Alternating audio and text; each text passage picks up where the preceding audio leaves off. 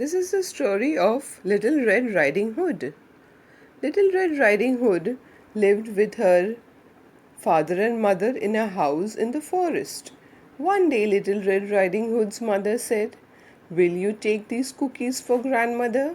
"Yes," said Little Red Riding Hood, and off she went. Grandmother's house was on the other side of the forest. A wolf lived in the forest.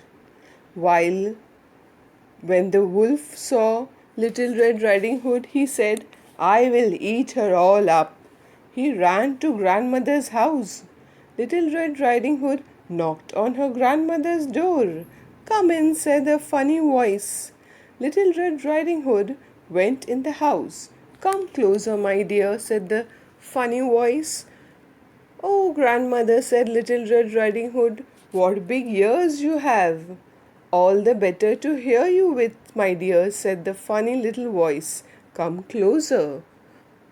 "Okay, grandmother," said Little Red Riding Hood.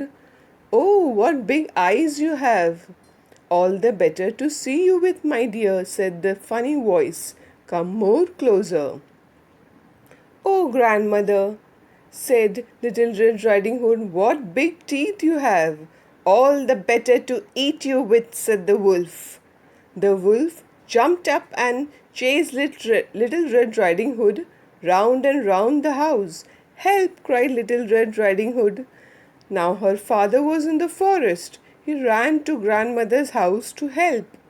The wolf jumped up and ran when he saw Little Red Riding Hood's father.